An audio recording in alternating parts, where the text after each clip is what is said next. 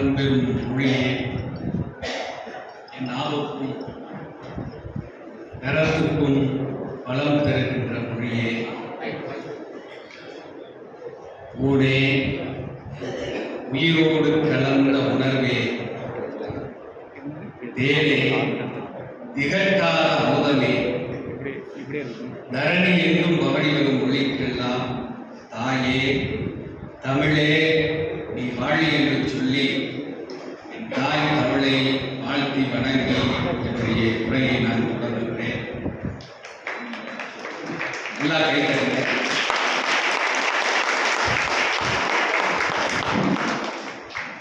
ரொம்ப மகிழ்ச்சியாக இருக்கு. முதல்ல உங்க அனைவருக்கும் பொங்கல் திருநாள் நல்வாழ்த்துக்களை நான் தெரிவித்துக் கொள்கிறேன். பொங்கல் விழா சிறப்பான விழா. அதுவும் எனக்கு அந்த 3 பொங்கலில் மிகவும் பிடித்த பொங்கல் விழா மாட்டுப் பொங்கல். மாட்டுக்கும் நமக்கும் இயற்கையாகவே சில விஷயங்கள் பொருந்தி இருக்கு. பூமியிலிருந்து முதல்ல வந்தது, அதாவது வயல்ல சொல்றேன், வயல்ல பூமியிலிருந்து எது முதல்ல வெளியில வருதுன்னா அந்த நாப்பு தான் வெளியில வரும், புல்லுதான் வெளியில வரும். அது மாட்டுத்தான். பூமியிலிருந்து முதல்ல வரும் மாட்டுத்தான். 2வது வர நெல் மனுஷன். முதல்ல மாட்டுக்கு, அப்புறம் மனுஷன். இயற்கையாகவே அமைந்த நன்றி சொல்லுங்க. அது மாதிரி இன்னைக்கு ஒரு இயற்கையாக நடந்தது என்னன்னா, அகர இலக்கிய மன்றத்தினுடைய அந்த கொடி இருக்குங்களா, கொடி தரத்தை அதே மாதிரி அதிலே ஒரு சட்டம் வச்சு கொண்டு வந்திருக்கேன். அதை பார்த்து என் சட்டையை பாருங்க, ஒரு டிஃபரன்ஸ் இருக்காது. இயற்கையாக அமைச்சிருக்கேன். மீண்டும் ஒரு முறை உங்களுக்கு என்னுடைய பொங்கல் வாழ்த்துக்களை நான் தெரிவிச்சுக்கிறேன். நீங்கெல்லாம் நல்லா இருக்கீங்க, எனக்கு தெரியும். முகத்தையெல்லாம் பார்த்தாலே தெரியும் நீங்கெல்லாம் நல்லா இருக்கீங்க. அப்படி இல்லை, ஏன்னா நான் உங்க முன்னாடி பேச போறேன். என்னை விட வயதிலும் அனுபவத்திலும் அறிவிலும் சிறந்தவர். அப்ப எனக்கு இதெல்லாம் ஒரு பயிற்சி தான். பயிற்சியோடு சேர்த்து மிகப்பெரிய ஒரு ஆசீர்வாதம்.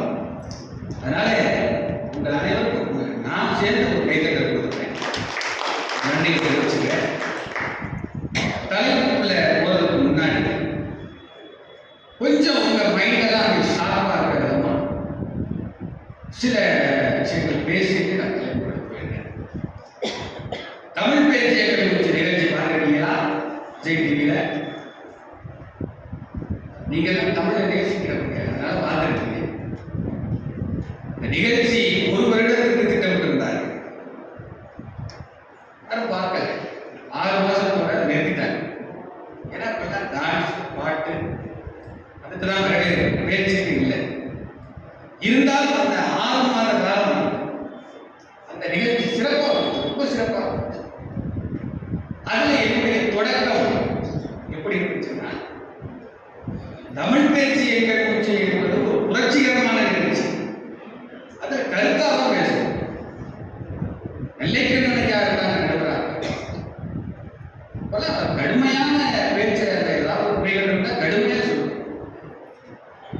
ஆனா இன்னைக்கு காலகட்டத்துக்கு ஏற்ற மாதிரி அந்த நிகழ்ச்சியை வடிவமைத்திருந்தாங்க. இப்ப நடந்தது அதுல என்னுடைய தொடக்கம் எப்படி இருந்துச்சுன்னா, பானிபூரி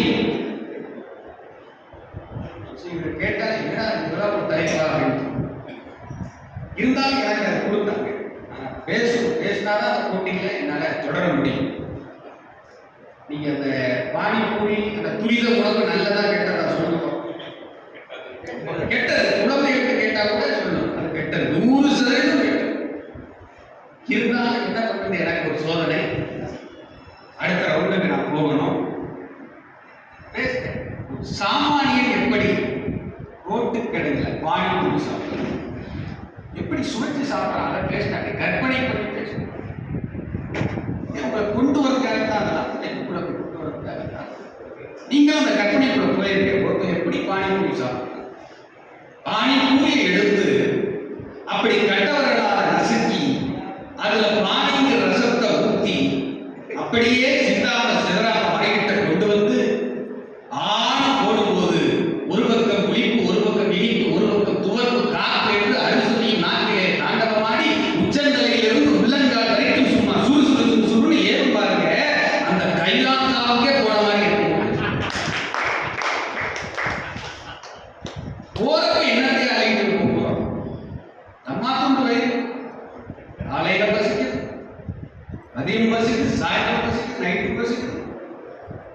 பேர்லாம் நைட்டு 12 மணிக்கு சாப்பிடுவோம் பார்த்தீங்களா? சில பேர் தூங்கிக்கிட்டே சாப்பிடுவாங்க. சாப்பாடு கிடையாது, தூங்கிக்கிட்டே வாய அசைக்க. இதுல நான் பேசி முதல் பரிசு வாங்கினேன். உலகத்திலேயே ஃபாஸ்ட் ஃபுட் நல்லது பேசுற ஒரு ஆள்.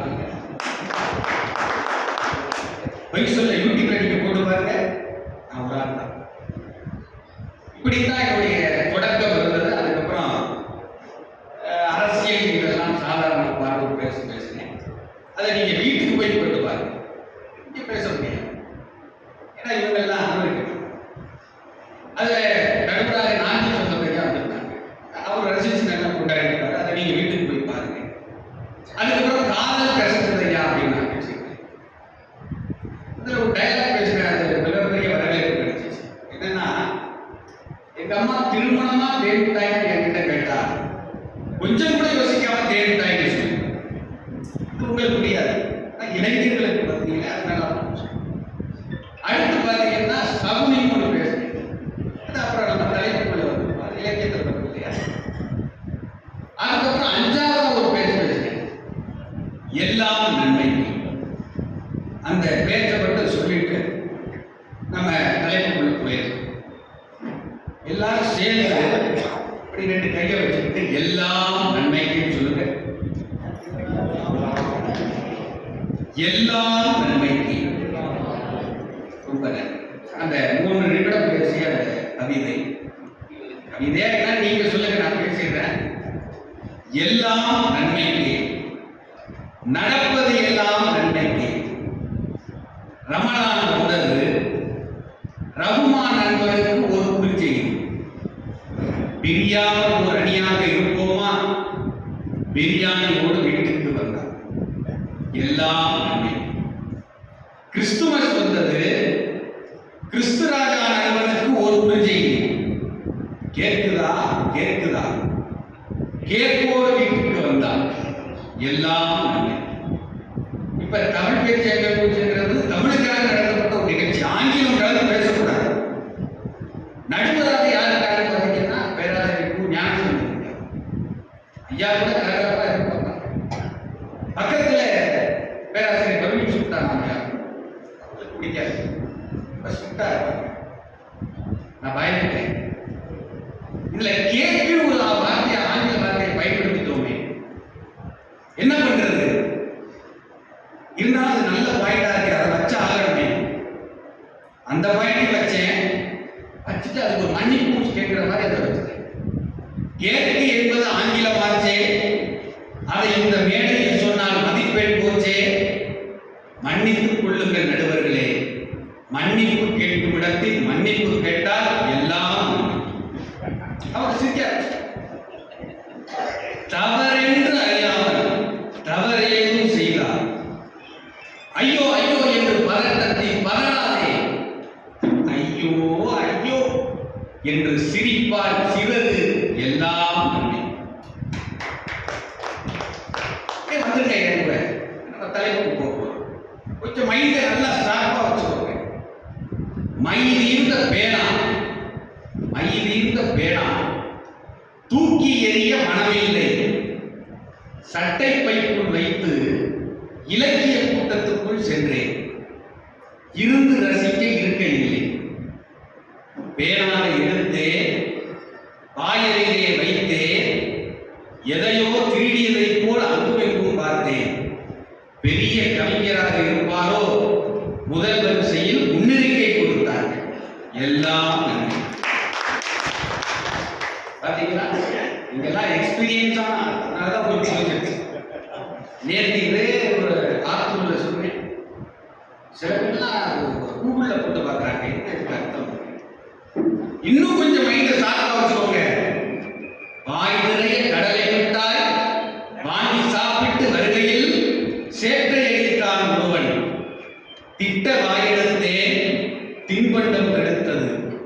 வேடிக்கை பார்த்தவர் முணுமுணுத்தார். சேற்றை அடித்தவன் பெரிய ரவுடியா. நல்ல வேலை, வாய் நிறைய கடலை விட்டார். எல்லாம் பாருங்க, நமக்கே தெரியாமல் நாம் செய்கின்ற ஒவ்வொரு செயலிலும் நன்மை வாய்ப்பு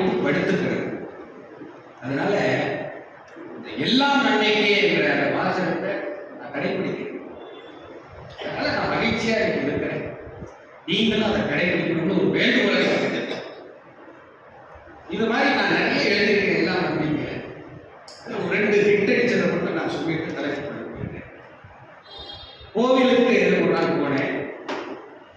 போறப்ப வாசல்ல சுட சுட குளிசாதம் கொடுத்துருந்தாங்க. பாருங்க கொஞ்சம் நகைச்சுவை கொஞ்சம் இலக்கியம்னு சொல்லிட்டு மேடம் பேசுறான்னு நினைக்காதீங்க. உங்களுக்கு கொண்டு வருகிறான். ஏன்னா இன்னைக்கு இலக்கிய கூட்டத்தில் இளையோர்கள் எண்ணிக்கை இல்லை. ரொம்ப வருத்தப்பட வேண்டிய விஷயம். கோவிலுக்குள்ள போயிட்டு வாசல்ல சுட சுட புளிசாதம் கொடுத்துருந்தாங்க. வாங்கி சாப்பிடணும்னு ஆசையா இருக்கு. உமிழ்நீர் சுரந்துச்சு. சில பேர் உமிழ்நீர்னு பயந்துவாங்க. அப்படி உமிழ்நீரா எப்படி பேசுறாங்க? என்ன உமிழ்நீர் பேசுறாங்க? உமிழ்நீர் சுரந்துச்சு வாங்கி சாப்பிடணும்னு இருந்தாலும் மனசு கேட்க கடவுளை பார்த்து வந்திருக்கோம். கடவுளை பார்த்துட்டு அதுக்கப்புறம் வந்து வாங்கி சாப்பிடணும். அப்பதான் கடவுளுக்கு மரியாதை, நமக்கும் மரியாதை அப்படின்னு சொல்லிட்டு உள்ள போய் கடவுளை பார்த்துட்டு என் பிரச்சனையெல்லாம் சொல்லிட்டு அதை தீர்த்து வைன்னு சொல்லிட்டு வெளியே வந்து பார்க்கிறேன். பிரசாதம் கொடுத்ததுக்கான அறிகுறியே இல்லை. வருத்தமா இருக்கும் இல்லையா? இருந்தாலும் அதை நான் எப்படி எடுத்துக்கொண்டேன் அப்படின்னா, உள்ள போய் கடவுள்கிட்ட பிரச்சனையெல்லாம் சொல்லி தீர்த்து வைன்னு சொல்லிட்டு வெளியில வந்து பார்க்கிறேன். பிரசாதம் தீர்ந்து போச்சு. இந்த பிரசாதம் தீர்ந்த மாதிரி உங்களுடைய பிரச்சனையும் ஒரு நாள் தீர்ந்து அந்த இறைவன் சொல்லாம சொல்லியிருக்கிறாரு. நான் எல்லாம் பார்த்தீங்களா? அதுக்குதான் ரசனை. சிக்கின்ற மக்கள் தான் பேசணும். நேற்று வந்து பார்த்தீங்கன்னா கிட்டத்தட்ட ஒரு 3000 பேர் இருப்பாங்க. சிக்கிற மக்கள் பார்த்தீங்கன்னா பேசணும். இன்னொன்று மிக வரவேற்பு பெற்ற ஒரு இது என்னன்னா, கொஞ்சம் மேடையை விட்டு கீழே இறங்கி பேசுறேன் உங்களுக்காக. மேடையை விட்டு இறங்கி பேசுறேன் கொஞ்சம் கீழே மனசை தொடுற மாதிரி.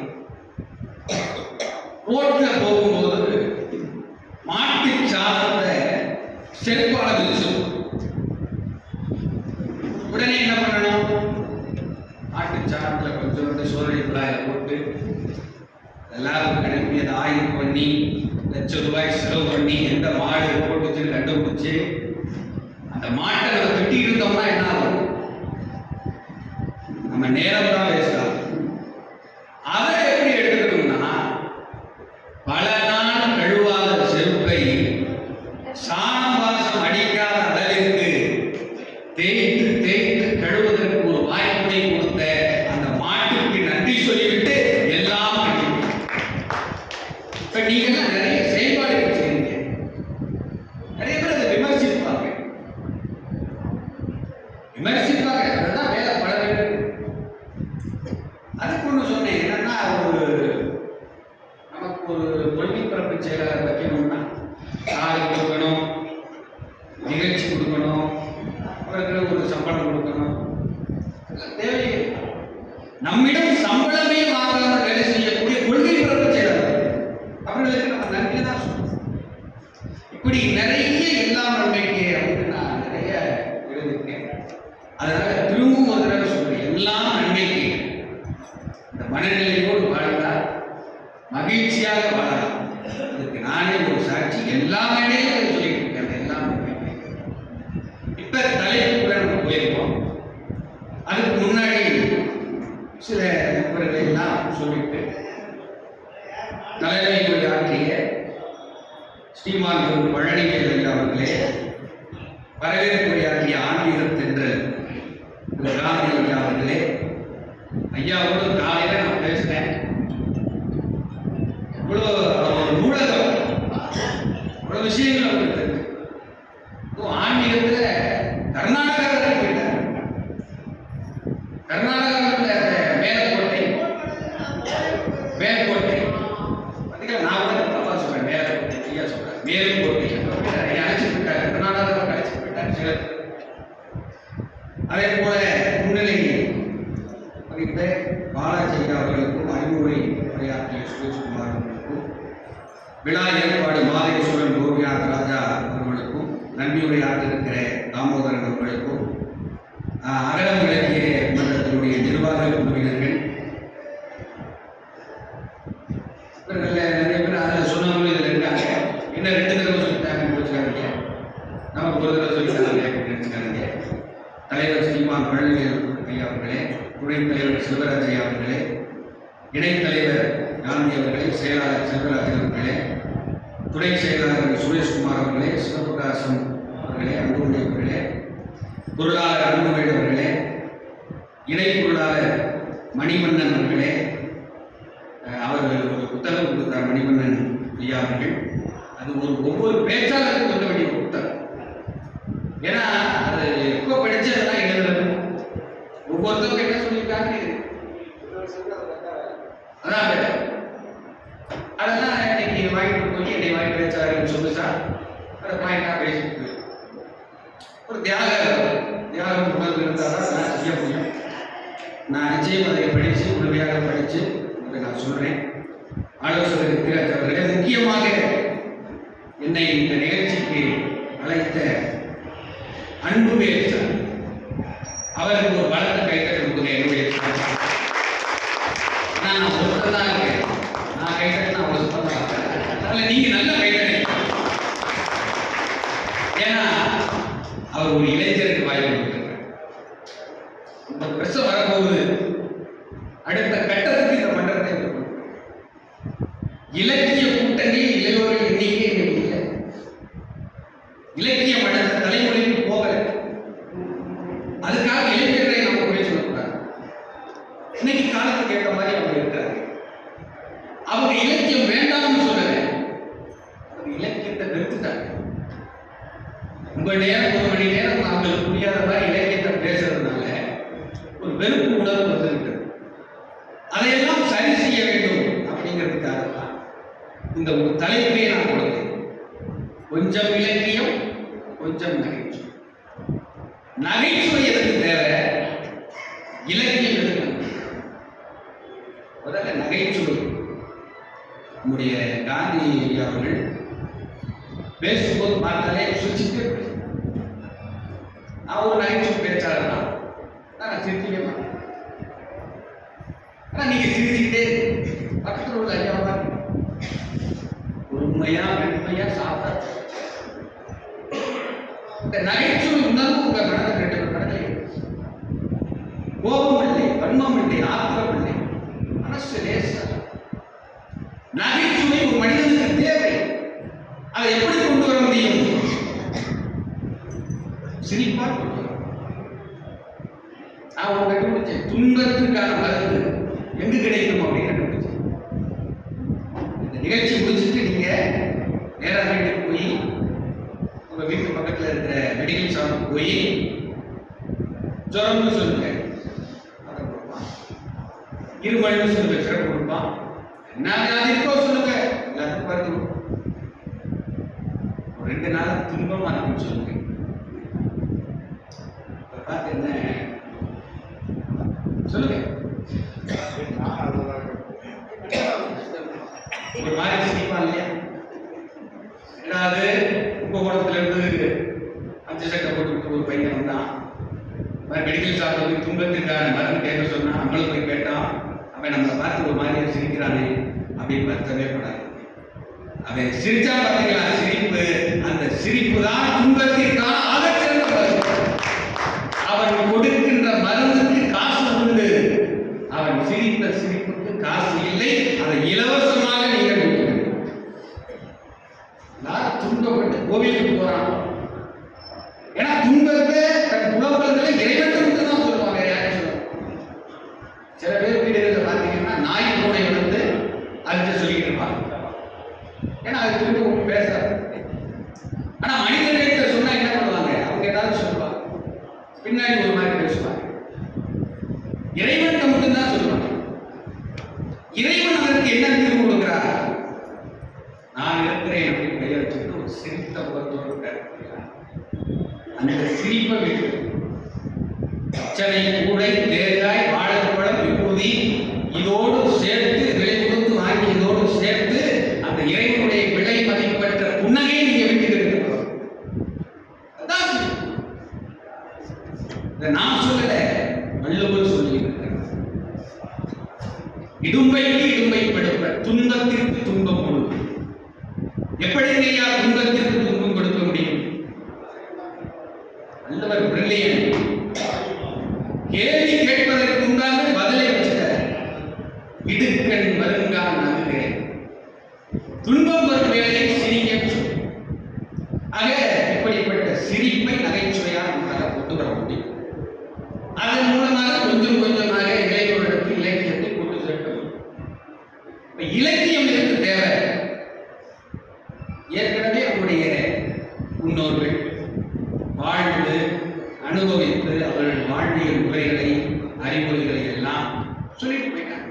சங்க இலக்கியம் தான். நாமளும் திரும்பவும் போய் அனுபவிச்சு டைம் வேஸ்ட் தான். அதெல்லாம் படிச்சுட்டாலே நம்முடைய வாழ்க்கையெல்லாம் சிறப்பான வாழ்க்கையாக ஆகிவிடும். ஆக நகைச்சுவை இலக்கியம் ரெண்டுமே இந்த காலகட்டத்திற்கு மிக மிக தேவை. இப்ப இந்த இலக்கியத்துல 5ஆ பிரிச்சுக்கிறேன். முதல்ல காதல், அடுத்து கொடை, வீரம், அறம், பக்தி. 5ஆக பிரித்துக் கொள்கிறேன். முதல்ல காதல். இந்த காதலுக்கு நான் 5 என்பதை எடுக்கிறேன். 5 என்பது உங்களுக்கு தெரியும். 5 திணைகளை கொண்டதுதான் 5 திணை. பெயர்கால ரொம்ப முக்கியம். 5 திணைகளில் ஒவ்வொரு திணையிலும் 10 பாட்டு. இதுக்கு நான் சொல்றேன்னா நாகமுத்து பாண்டியன் என் பேர். நிறைய பேர் கேட்பாங்க, எப்படி இந்த உங்களுக்கு இந்த பேர் வச்சாங்க? இப்ப வித்தியாசமா இருக்கு தெரியாதுன்றது உண்மையிலே தெரியாது. நீங்க நான் அப்பதான் பிறந்திருக்கேன், அந்த தொட்டில இருக்கேன். அப்ப என்னுடைய அம்மாவும் அப்பாவும் இவனுக்கு நாகமுத்து பாண்டியன் பெயர் வைக்கலாம் அப்படி பேசுகிறாங்க. திடீர்னு நான் உடனே எந்திரிச்சு, அம்மா அப்பா ஏன் இவ்வளவு பெரிய பெயர் வைக்கிறீர்கள், சின்னதாக வையுங்கள் அப்படின்னு சொல்லியிருந்தேன்னா பிறந்தவுடன் பேசிய அதிசய குழந்தைக்கு செய்தித்தாள் நான் சொல்லிடுறேன். எனக்கு பெயர் எதுக்கு பெயர் வச்சீங்கன்னா எனக்கு தெரியாது. அதனால பெயருக்காக முக்கியம். அதனாலதான் சொல்றேன், ஒவ்வொரு திணைக்கும் 10 பாட்டு 50 பாட்டு. அந்த 50 பாட்டையும் சொன்னா என்ன ஆகுது? அதனால ஒரு 5 பாட்டு இந்த கரும்பை கசக்கி கசக்கி சாறு புரிஞ்சு வெள்ளம் அழுகிறாங்க பார்த்தீங்களா, அது மாதிரி சுவை மிகுந்த ஒரு 5 பாட்டை நான் இதெல்லாம் நான் எதுக்கு கொண்டு வந்திருக்கேன்னா, இந்த இளைஞர்களுக்கு இலக்கியத்தை கொண்டு சேர்ப்பது அது ஒண்ணு. இன்னொன்று எனக்கு இது ஒரு பயிற்சி. ஏற்கனவே சொன்ன மாதிரி இப்ப முதல்ல ஒரு பாட்டு என்னன்னா, சுனைவாய் சிறுநீரை எய்யாவது என்று எண்ணி பிணைமான் எய்து உண்ண வேண்டி கலைமாட்டன் கள்ளத்தின் மூச்சும் சுரவென்ப காதலர் உள்ளம் வளர்ந்த நீர். இந்த பொருளுக்கான பாட்டுக்கான அர்த்தம் உங்களுக்கு தெரிஞ்சிருக்கும். வாழை நிலத்தில் அங்கும் இங்கும் ஓடி திரிந்த ஆண்மானும் பெண்மானும் தாகம் தீர்க்க ஒரு சுனையை நோக்கி போகும். சுனையில் இருப்பதோ ஒரு மான் அருந்துவதற்கான நீர். ஆனா 2 மான் இருக்கு. ஆண்மானும் வாய வைக்கிறது, பெண்மானும் வாய வைக்கிறது. ஆண்மானும் பெண்மான் குடிக்க வேண்டும் என்று குடிப்பதை போல் நடிக்கிறது. பெண்மான் ஆண்மான் குடிக்க வேண்டும் என்று குடிப்பதை போல் நடிக்கிறது. 2 மானும் குடிக்கிறது. அந்த சுனையில் நீர் குறையவே இல்லை, அப்படியே இருந்தது. காதலில் விட்டுக் கொடுத்தல் இருக்க வேண்டும், அறம் இருக்க வேண்டும் என்று சொன்னது 550. அதை சொல்லி காட்டியது சங்கடி. அப்படியே படிச்சுட்டு, அப்படியே புத்தகத்தில் படிச்சு சங்கீதத்தில் படிச்சுட்டு அப்படியே மூடி வச்சுட்டு போய் படித்தேன். கனவு வந்துச்சு. கனவுல பாட்டில் சொல்லி இருக்கிற மாதிரி நானும் என்னுடைய வருங்கால மனைவியும், கனவுதான், நானும் என் வருங்கால மனைவியும் ஒரு ஜூஸ் கடைக்கு போய் ஒரு ரோஸ் மில்க் வாங்கி 2 ஸ்டார் போட்டு, இந்த ஆண்மான் பெண்மான் மாதிரி நீ குடிடி நீ குடிடா அப்படின்னு கண்ணோடு கண் பேசிட்டு காலம் செய்யலாம்னு பார்த்தா, நீ குடிடின்னு ஒரு வார்த்தை தான் சொன்னேன், ஒரு உறிஞ்சுதான் ஒட்டுமொத்த ரோஸ் மில்க்கும் ஆனால் பாருங்க, அந்த சம்பவம் அப்படியே இன்னைக்கு தோன்றும். அதுதான் இலக்கியம். அதே மாதிரி இன்னொரு பாட்டு எடுத்துக்க பாருங்க, அது ரொம்ப அற்புதமான பாட்டு, எனக்கு ரொம்ப பிடிச்ச பாட்டு. கொடுந்தால் தவிர உரையாம் இறப்பே, ஒடுங்கா ஒளிகடல் சேர்ப்பே, நெடுந்தேர் கடந்த வழியை எம் கண்ணார காண சிதையாதுமே. அதாவது பொருள் ஈட்டுவதற்காக கடல் கடந்து தலைவன் போயிருக்கான். இப்ப வெளிநாட்டுக்கு போறாங்க, வெளிநாட்டுக்கு போறவங்க மதிக்க மாட்டாங்க. சிங்கப்பூர் போயிருக்காங்க அப்படின்னு முன்னாடிலாம் கெத்தா சொல்லுவாங்க, சிங்கப்பூர்ல இருந்தாங்க, சிங்கப்பூரியோட இருந்தாங்க. வெளிநாடு எவ்வளவு சம்பாதிக்கிறாங்க அதெல்லாம். அது மாதிரி வெளிநாட்டுக்கு போயிருக்காங்க, பொருளீட்டுவதற்காக தலைவன் பிரிந்திருக்கிறார் தலைவன். அப்ப அந்த ஏக்கத்தை பதிவு செய்யறாங்க. எப்படின்னா, அந்த கடற்கரை மணல் பரப்பில் எப்பயோ ஒரு நாள் இவரை பார்ப்பதற்காக தலைவன் தேரில் ஏறி வந்திருக்கிறார். அந்த தேர் சக்கரத்தினுடைய அச்சு பதிந்திருக்கிறது. அதை பார்த்துக்கிட்டு அந்த மணல் பரப்பில் ஏறி போகின்ற நன்கிட்ட போய் சொல்றான். அது ஒண்ணுதான் நினைவா இருக்கு, அதை சிதைச்சிடாத அது மேல ஏறி நடந்தது. நான் இதை இந்த காலகட்டத்தோடு ஒப்பிட்டு பார்க்கிறேன். கொஞ்சம் மைண்ட சார்பா வச்சுக்கோங்க, அதுதான் புரியும். ஒப்பிடுதல் தான், காலத்தோடு ஒப்பிட்டாதான் நம்ம அடுத்த தலைமுறைக்கு இலக்கியத்தை கடத்த முடியும்.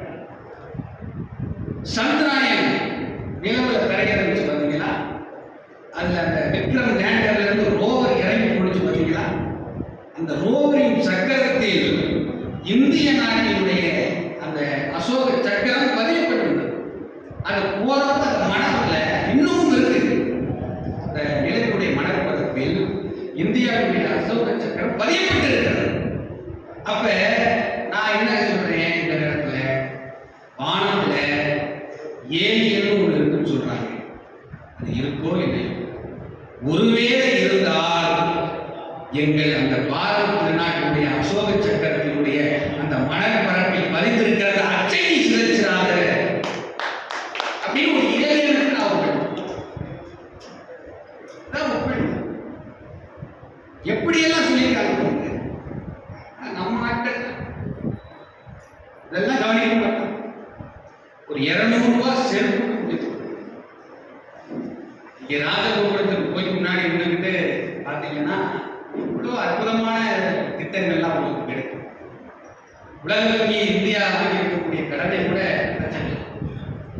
இந்த அளவுக்கு ஐடியா இருக்கு. ஒரு செருப்பை எப்படி பாதுகாக்கிறாங்க, ராஜகோபுரத்தில் போய் தெரியாம பாதுகாக்கிறாங்க. ராஜகோபுரத்தையே செருப்பு ஸ்டாண்ட் ஆக்கிடலாம். அந்த ராஜகோபுரத்தில் அந்த கோவிலை கட்டினவருக்கு ஒரு சிலை வச்சிருக்கான், அவருக்கு கீழே 2 செருப்பை காட்டி போட்டு பார்த்துக்கோங்க அப்படின்னு சொல்லிட்டு போறான். ஓனரையே வாட்ச்மேன் ஆகிடும்.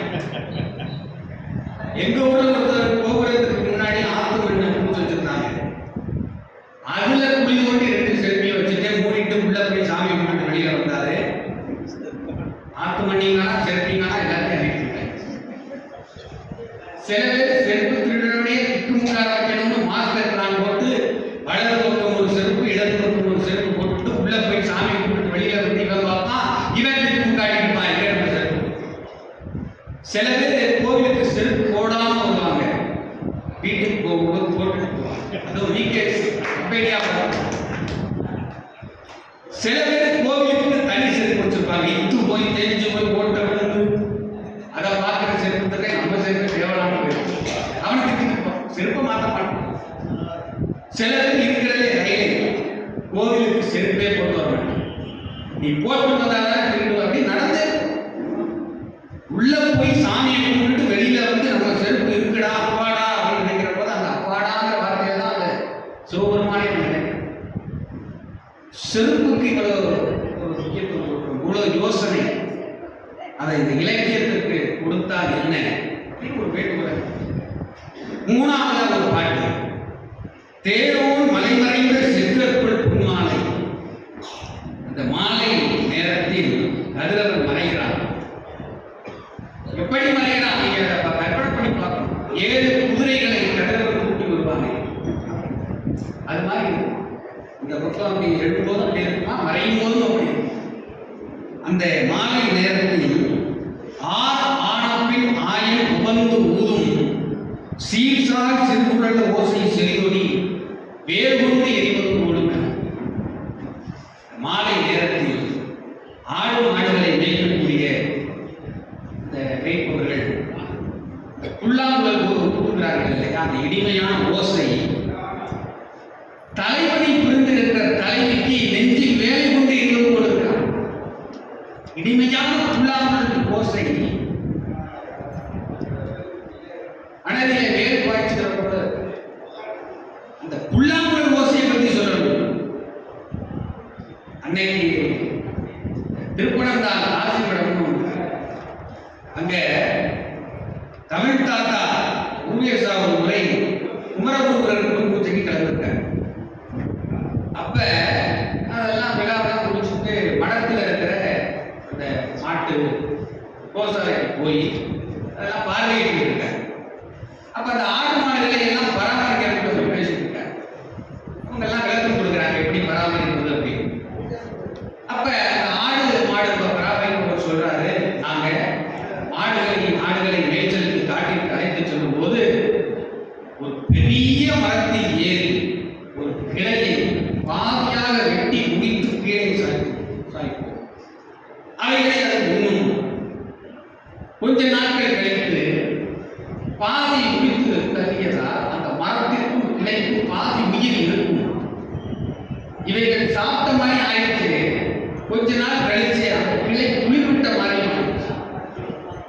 இயற்கை பாதுகாக்கப்படும், மரம் பாதுகாக்கப்படும் சொன்னாங்க. எப்படியெல்லாம் இயற்கையை பாதுகாக்கிறாங்க.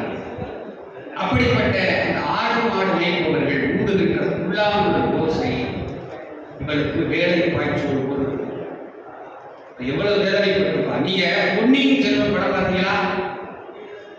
நிறைய புத்தகத்தில் படிச்சிருப்பீங்க. அதுல ஆதித்த கரிகாலனை நந்தினி கொலை செய்வார் கடைசியில. ஆனா இவ அனுபவம் இந்த மாதிரிதான். இவதான் கொலை செய்கிறான், அவன் தான் அனுபவம், இவையே அனுபவம். அதுதான் இந்த காதலினுடைய பிரிவு. பிரிந்தவர் வேண்டிவோர் உள்ளென்ற வள்ளி பொருந்தினர் வேண்டிவோர் ஒற்ப திருத்திலாய வானம் ஒளியவும் வராமல் பின்னால் காணும் கடந்து சென்றார். அதாவது மழை இல்லாமல் ஒரு செடி கொடி துவண்டு போயிருக்குமா, ஒரு மழை பெய்த உடனே அவை செழிப்பாயிருக்கும். அது மாதிரி உன் தலைவன் நிச்சயம் வருவான் தோழி நம்பிக்கை. இப்ப நீங்க யோசிக்கணும், செடி கொடியோடு போய் மனிதனை எப்படி ஒப்பிடுவது? ஒப்பிடலாம். ஓரறிவுடைய செடிக்கு உணவு நீர், அந்த நீர் இல்லை என்றால் செடி வாழும். இது ஓரறிவு செடிக்கு மரணம். இந்த ஓரறிவு செடிதான் பக்குவப்பட்டு ஈரறிவு, மூவறிவு, நான்கறிவு, ஐந்தறிவு என்றாகி இறுதியிலே ஆறறிவுடைய மனிதனாக மாறுகிறது. ஆக உடம்பாலும் தோற்றத்தாலும் வேறுபட்டிருந்தாலும் உயிரால் ஒரே இனம் என்று வாடிய பயிரை கண்ட போதெல்லாம் வாடிய வள்ளல் பெருமான் சொன்னார். உயிரால் ஒரே, தோற்றம் வேறுபடலாம். உங்களுக்கு எனக்கு தோற்றம் வேறு. மஞ்சள் சட்டை நான் போடுறேன், அதே மாதிரி யாரும் போட. ஆனா உயிரால் நம்ம எல்லாரும் ஒரே இனம். இப்ப 5வது பாட்டு, ஏன்னா சீக்கிரம் காதல் முடிக்கும். காதல்னாலே பல முடிக்கிறது இல்லை சீக்கிரம். அதுக்காக தான் நூல் நின்ற பாகத்தே நோவிதா சென்றீக தேன் நவின்ற காணகத்தை எழில் நோக்கி தான் நவின்ற கற்புத்தாள் வீட்டு கவின் இசை கைகூட்டி நிற்பார் நிலை உலகம் யார். ரொம்ப அற்புதமான ஒரு பாட்டு. முதல் வரி பாருங்க, நூல் நின்ற பாகத்தேர். அந்த காலத்துல ஒரு தேரோட்டிய சொல்றான். நூல் நின்ற பாகத்தேர் கலை நூல்களை கற்றறிந்த தேர் பாகனை. கைத்தட்டோட இருக்கலாம். எப்படிப்பட்ட அறிவார்ந்த சமூகமாக நாம் இருந்திருக்கிறோம். ஒரு தேரோட்டி கலை நூல்களை கற்றறிந்திருக்கிறான். அவன்கிட்ட போய் ஐஸ் வைக்கிறான். ஏன்னா ரொம்ப நாள் கழிச்சு கடல் கடந்து பொருள்கிட்ட போயிட்டு வந்தவன் தேர் ஏறி தலைவியை காண்பதற்காக போறான்.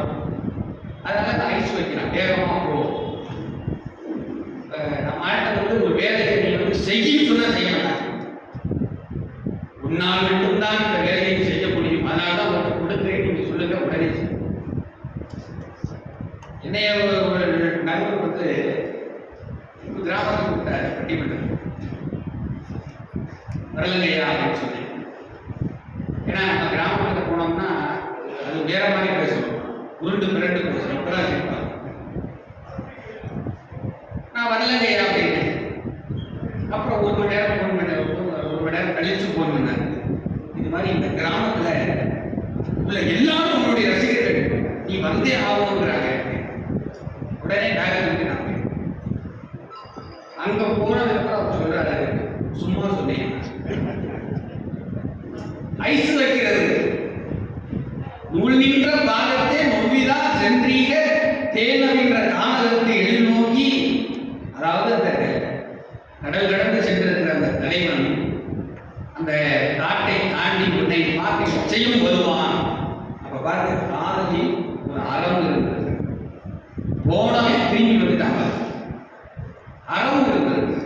ஆக ஒரு விட்டு கொடுத்தல், அறத்தை பேசியது, பிரிவை பேசியது, இதெல்லாம் அந்த காதல் பற்றி ஐந்தனை என்பது அற்புதமாக சொல்லியது.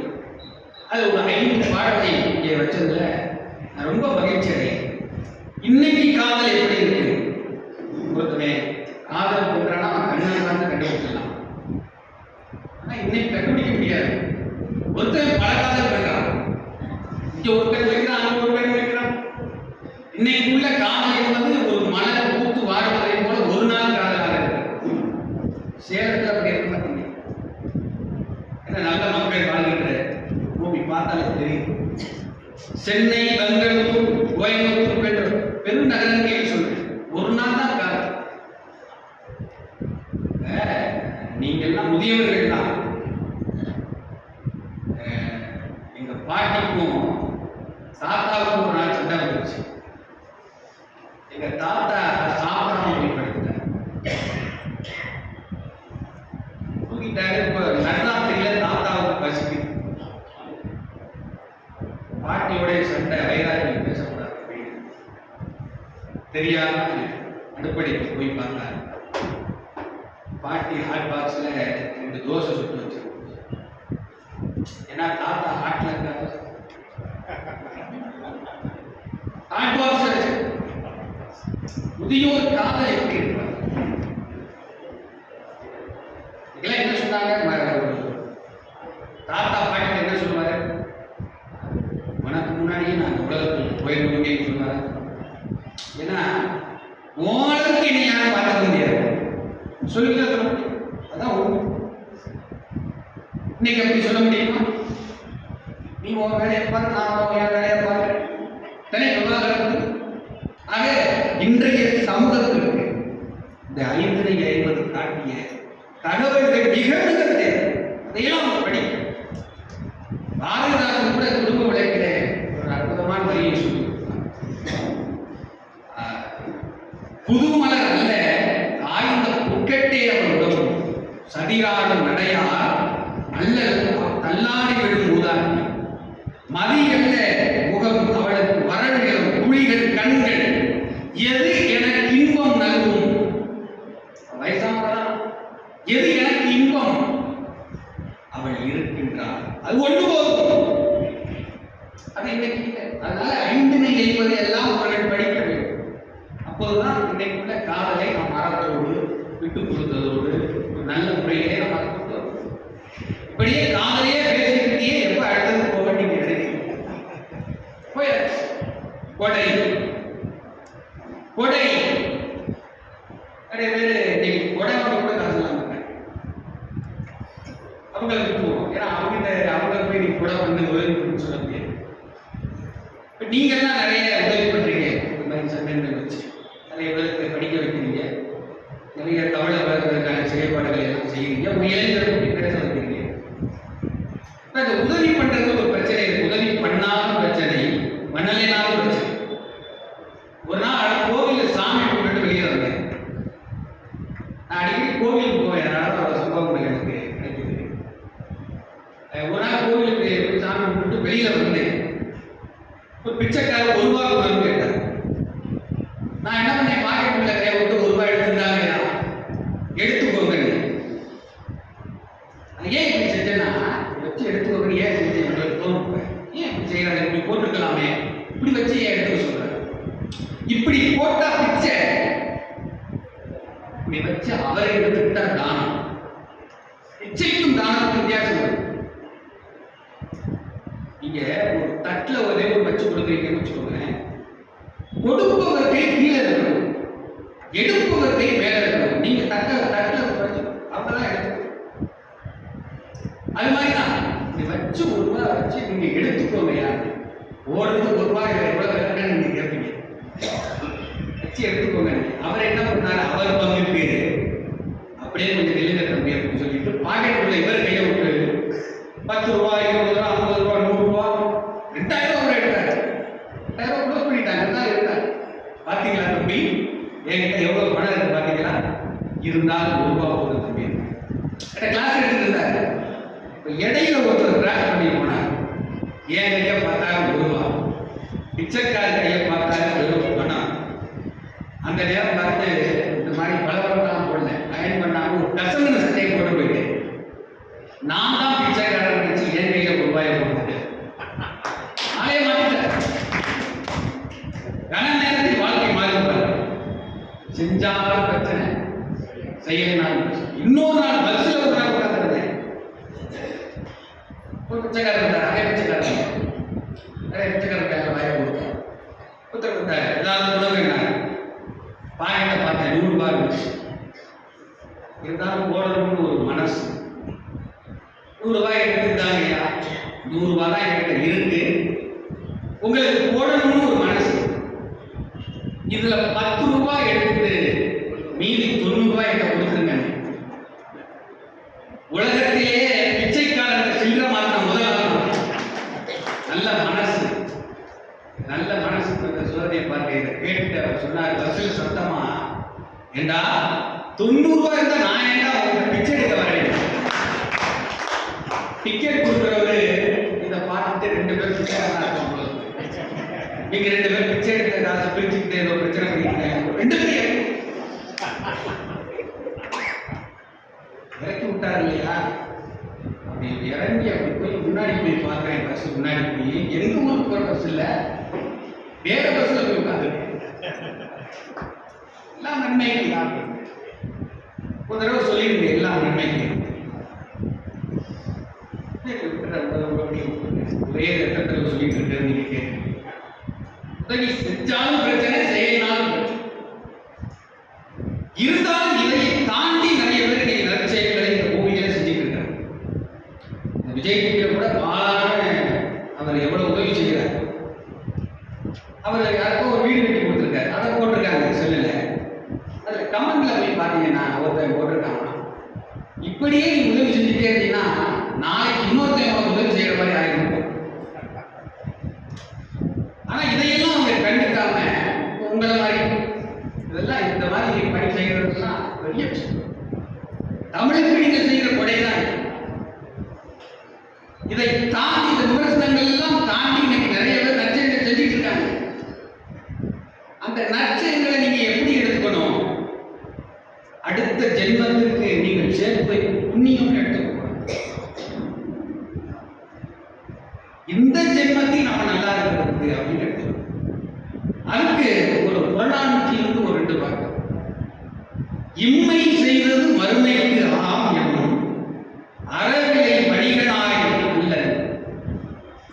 அதாவது ஒரு பொருளை காசு கொடுத்து கொடுக்குறாங்க ஒரு வணிகன், அந்த மாதிரி மனிதன் கிடையாதுன்னா பிறரும் சான்றோர் சென்ற நெறி என ஆமும் பட்டென்று அவன் கைப்பற்றினான். என்னுடைய முன்னோர்களும் இதை எனக்கு சொல்லி காட்டிய சான்றோர் பெருமக்களும் சென்ற வழி, அதுல நான் போய்கிட்டு இருக்கேன். இது என்னுடைய மறு ஜென்மத்துக்கு நான் சேர்த்து வைக்கும் புண்ணியம் கிடையாது. இன்னொரு அற்புதமான பாட்டு, எத்துணை ஆயினும் ஈர்த்தல் நன்று என மறுமை நோக்கின்றோ அன்றே. பாருங்க எவ்வளவு அற்புதமான வரி பாருங்க. மறுமை நோக்கின்ற நன்றே பிறர் வறுமை நோக்கின்ற. வறுமை நோக்கியது இல்லை, வறுமை நோக்கியது அவன் கைப்பற்றி. அதாவது மயில்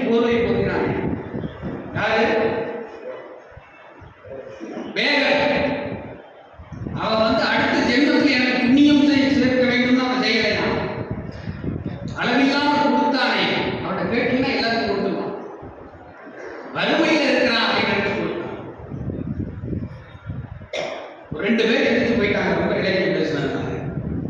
அதனால ஒரு கதை சொல்றேன் பாருங்க. கல்யாண வீட்டில் பிறந்த ஞானம் ஒரு கதை சொந்தமா இருக்கு. மிகப்பெரிய வரவேற்பு கிடைச்சு. ஒரு நாள் கல்யாண வீட்டுக்கு போயிருக்கு. போய் முதல் வேலையை பொண்ணு மாப்பிளைய பார்த்து ஒரு 200 ரூபா பணம் வச்சு கொடுத்துட்டு சாப்பாட்டு பந்தியில போய் முதல் ஆள் வராங்க. பந்தியில நான் தான் முதல் ஆள். எனக்கு அப்புறம் தான் எல்லாரும் போய் உள்ளார போய் உட்கார்றாங்க. அப்படி உள்ளார போய் எல்லாரும் உட்காரப்ப ஒருத்தர் என்ன பண்ணிட்டாரு, எனக்கு இலை போட்டு எனக்காக வலது பக்கம் வச்சிருந்த ஒரு வாட்டர் பாட்டில் கீழே தட்டி விட்டாங்க. அது வாட்டு உருண்டு ஓடுது. தட்டி விட்டவர் என்ன பண்ணணும், அதை எடுத்து சாரி சாரி சொல்லணுமா இல்லையா? சொல்லவே இல்லை. அவர் தினமத்தான் அவர் பாட்டு உள்ள போய்கிட்டே இருக்காரு. எனக்கு கோபம் வந்துருச்சு, அவரை திட்டணும் கூட இருந்துச்சு. எந்திரிச்சு பார்த்தேன், அவர் அந்த கடைசிக்கு போயிட்டு இருக்காரு. வேண்டாம், நம்ம இங்கேருந்து எந்திரிச்சு போனோம்னா நம்ம இடத்துல வேற ஏதாவது சாப்பிட்டு போயிடுவாங்க. நமக்கு சோறு தான் முக்கியம். உங்களுக்கு சோறு தான் முக்கியமா? சோறு தான் முக்கியம் அப்படின்னு சொல்லிட்டு அதே இடத்துல உட்காந்து நான் பாட்டு சாப்பிட ஆரம்பிச்சேன். எனக்கு தண்ணி தாக எடுத்து எனக்கு வலது பக்கம் வச்சது கீழே விழுந்துருச்சு. 2வது இலைக்கு இடது பக்கம் வச்சிருக்காங்க இல்லையா, அதை எடுத்து நான் குடிச்சிருக்கேன். 2வது இலைக்காக 3வது இலைக்கு வச்சிருந்தது எடுத்து குடிச்சிட்டாங்க. இப்படியே மாறி மாறி மாறி மாறி எல்லாரும் குடிச்சிட்டு இருக்காங்க. கடைசியில ஒரு சத்தம் வந்துச்சு, என்னையா எனக்கு தண்ணீர் பாட்டில் வைக்கலையா? அப்படி எழுதிட்டு பார்க்கிறேன். அவர் யாரும் பாத்தீங்கன்னா என் வாட்டு பாட்டு தட்டி விட்டு போனால அது. பாருங்க, நம்ம நல்லது செய்யணும் கெட்டது செய்யணும். இந்த ஜென்மத்திலேயே நம்ம அனுபவிச்சிருக்கோம். அடுத்த ஜென்மத்துக்கு அதை நம்ம யோசிக்க வேண்டாம். அது இருக்கோ இல்லையோ அதனால தெரியாது. சொல்றாங்க கேட்டுக்கிட்டு அமைதியா அதை போய் நம்ம இருக்கிறது ரொம்ப நம்பிக்கை. பஸ்ல ஒரு தடவை எனக்கு வேற பஸ் போவீங்க நடக்குது. பஸ்ல ஒரு தடவை ஒரு 2 பேர் உட்கார சீட்டுன்னு வச்சுக்கோங்க. ஜன்னல் வழியா ஒரு கட்சி போட்டு இடம் போச்சு. ஜன்னல் சீட்ல இடத்த போட்டு கூட்டமாக இருந்துச்சு. உள்ள போய் பார்க்கிறேன், அந்த ஜன்னல் சீட்ல வேற ஒருத்தர் உட்காந்துருக்காரு. எந்திரிங்க, நான் போட்டேன். ஜன்னல் சீட் வழியா நான் போட்டேன். எந்திரிக்க எந்திரிங்கிற எந்திரிக்கவே போயிட்டேன். சரி, நான் என்ன பண்ணி அவர் பக்கத்தில் உட்காந்துட்டேன். பஸ் போயிட்டு இருக்கு. எனக்கு முன்னாடி அவர் இறக்கும் பொழுது என்னை எந்திரிக்கிறது, நான் அவர் பார்க்க அவர் இடத்துல நானும் எந்திரிக்காம அப்படியே உட்காந்து. அவர் ஸ்டாப் போய் அதுக்கப்புறம் அவர் பொறுமையா இறங்கி கண்டக்டர் திட்டு வாங்கி அவர் எந்திரி எந்திரினாரு. அதுக்கு முன்னாடி நான் எந்திரிக்கிறேன். இந்த ஜென்மத்திலே எல்லாத்தையும் அனுபவிச்சிருக்கேன். அப்ப கொடை என்பது இப்படித்தான் இருக்கு. இப்ப அடுத்து உடை கொடுத்தவர்கள் மிக முக்கியமான கொடைன்னு சொல்றது மிக முக்கியமானது. அதுவும் இந்த காவிரி பாய்கிற பகுதி கரிகாலனை நீங்க எடுத்துக்கொண்டேன்.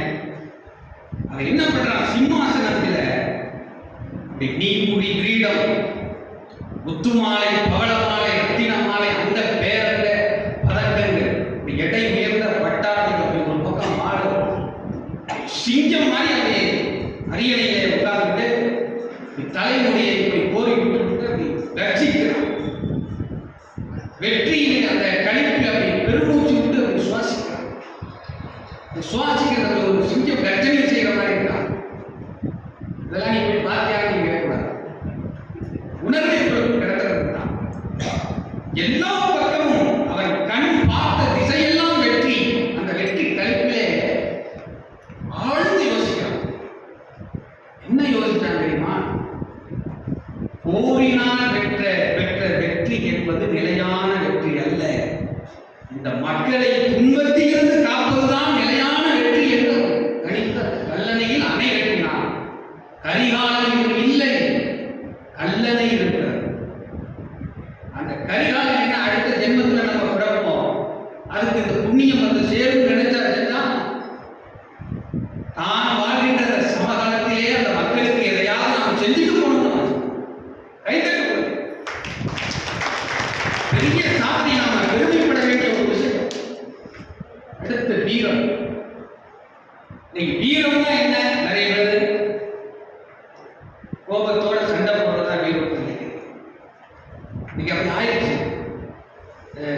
தான் அந்த சூனியம் வைக்கிறது. கடவுளே என்ன பண்ணிட்டாங்கன்னா அந்த மிளகாய் இறக்கிறது, காசு வைக்க போறது அப்படி போயிட்டாங்க. கோபத்தை எதையாவது செய்கிறாங்க, அதுதான் வீரம்னு நினைக்கிறாங்க. நான் கூட தமிழ் பேச்சியங்களுக்கு சகுனின்னு ஒரு பேச்சு பேசுகிறேன். அந்த பேச்சில் தான் சுபீஸ்வரையா அவர்கள் குட்டி ஞான சம்பந்தம் என்கிற ஒரு பட்டத்தை எனக்கு கொடுத்தார்.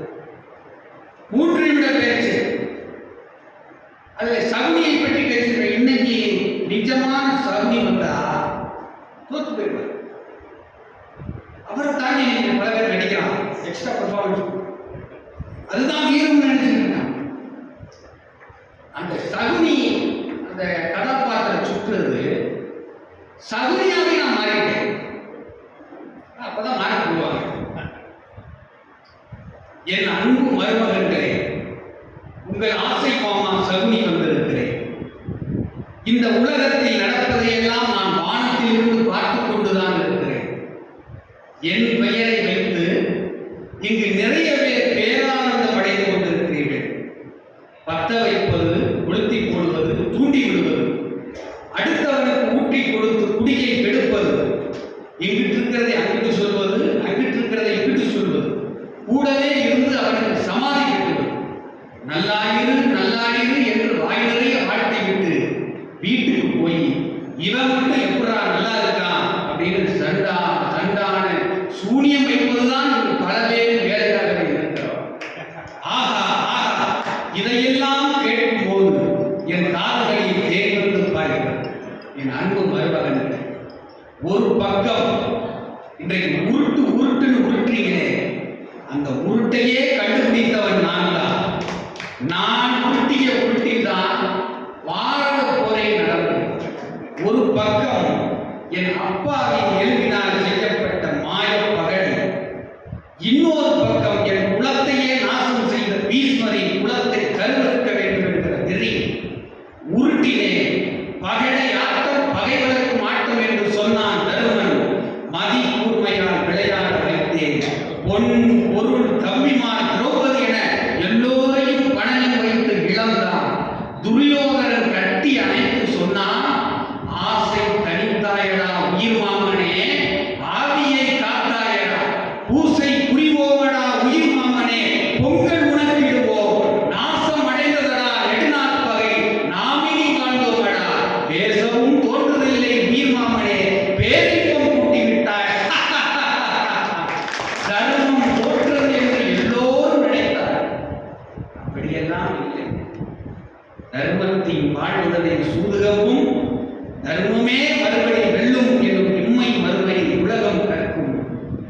அந்த சகுனி கிருஷ்ணன் நியாயப்படுத்தினான். சகுனியை பாண்டவர்களை ஒரு பக்கம் போரிலே வெற்றியடைய செய்துவிட்டு சகுனியை நியாயப்படுத்தினான். போரில் வெற்றி பெறுவதற்காக நாம் செய்த அதர்மங்கள் எல்லாம் தர்மங்களாகும் போது தன் குலத்தை நாசம் செய்த சகுனி செய்த ஒவ்வொரு செயலும் நல்லதுதான், தர்மம் தான் என்று இப்படி நான் ஒரு பேசுறேன். அது இதிகாசம். அதை இதிகாசம் மாதிரி பார்க்கணும். ஆனா இன்னைக்கு உண்மையாகவே பல பேர் சகுனி வேடத்தை போட்டுக்கொண்டு அது வீரம் என்று நினைத்துக் கொண்டிருக்கிறது. அது வீரம் இல்லை. வள்ளுவன் சொல்கிறார், எது வீரம்? கையிலே கழிப்போடு போக்கி வருபவன் மெய்யிலே பலியாகும். ஒரு வீரன் தன் மார்பில் குத்தி இருக்கிற வேலை, மார்பில் வேலை குத்திருச்சு, அடுத்த வேலைக்காக கேட்கிறார். யானையும் இருப்பதற்காக ஐயோ என்கிட்ட வேலை இல்லை அப்படின்னு அவன் பதவியா. மார்பில் குத்தி இருக்கிற வேலை குடுங்கி எரிந்து வீரத்தோடு அவன் சொல்றான். அதுதான் வீரம், உண்மையான. இன்னைக்கு அந்த வீரம் இருக்கா?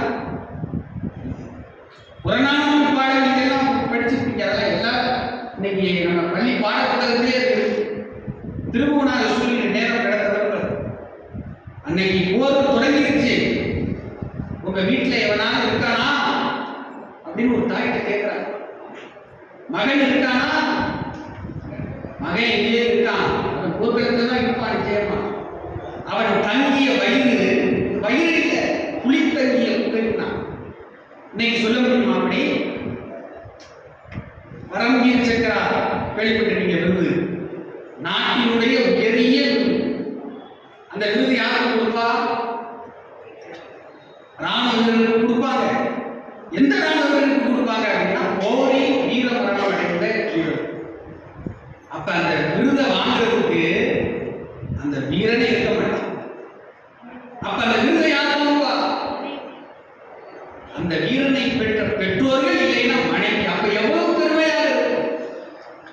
புறநானூற்று தாயை கூட இன்னைக்கு சொல்ல முடியுமா? அப்படி சொல்ல முடியும். என் மகன் எங்க அப்படின்னு கேட்டா அவன் எங்க வயிற்றுல சுத்திட்டு இருக்கானோ, அவன் எங்க காத்து மேல காத்து கீழே காத்து சைடுல காத்து ரைட்டுல ரீல்ஸ் போட்டுட்டு இருக்கான். அப்படிதான் சொல்லணும். வீரம் என்று எதை எதையோ நம்ம நினைச்சிட்டு இருக்கோம். ஆனா வள்ளுவன் சொன்ன அந்த துணிச்சல் மிகுந்த, ஆற்றல் மிகுந்த, துன்பத்திற்கு எதிராக நாம சிரித்து கொடுக்கக்கூடிய அந்த வீரம், அதெல்லாம் நம்ம எடுக்கணும். எப்படியெல்லாம் நம்முடைய தமிழர்கள் வீரத்தை கடைபிடித்தார்கள், அதையெல்லாம் படித்தாலே ஆட்டோமேட்டிக்காக நமக்குள்ள வீரம் உண்டு. வரலாற்றை படிக்காம வரலாறு படிக்க முடியாது. சொன்னது மாதிரி தான், தமிழர்களுடைய வீரத்தை படித்தாலே நமக்குள்ள வீரம் உண்டு. சேரும் செங்குட்டுவன் என்ற ஒரு மன்னன் இருந்தார். நம்ம தமிழ்ல தூய தமிழ பேசணும்னா நம்ம மாதிரியா பார்க்கலாம். நாம மாத்திக்கணும், அவங்களுக்கு தகுந்த மாதிரி இங்கிலீஷ்ல பேசுறாங்க. ஆனா அன்னைக்கு பாருங்க, அண்டை நாட்டில் ஏதோ ஒரு மன்னர்கள் தமிழர்களை சிறுமைப்படுத்தி பேசிய, புறம் பேசிய அந்த வார்த்தைகள் எல்லாம் அவன் காதில் விழுகிறது. அவன் கண் சிவக்கிறது, கரம் துடிக்கிறது, நெஞ்சம் நிமிர்ந்து சீர் எழுந்து சினம் கொண்டு சொன்னான், என் தாயை தமிழை இந்த நாட்டை புறம் பேசியவன் நாட்டின் மீது போதுறுப்பேன், அவனை தோற்கடித்து வினைக்கைதியாக இங்கு அழைத்து வருவேன், பத்தினி கண்ணகிக்கு இமயத்தில் இருந்து கல்லெடுத்து சிலை வடிப்பேன், அந்த சிலையை அவன் தலையில் தூக்கி வைத்து சுமக்க வைப்பேன். அதுதான் அர்த்தம். ஆனால் அந்த வீரத்தில் ஒரு அறத்தை கடைபிடித்தார். சிறையை படித்து கல்ல அவன் தலையில வச்சு ஒரு 2 பேசுறவங்களை அழைச்சிட்டு வரான்.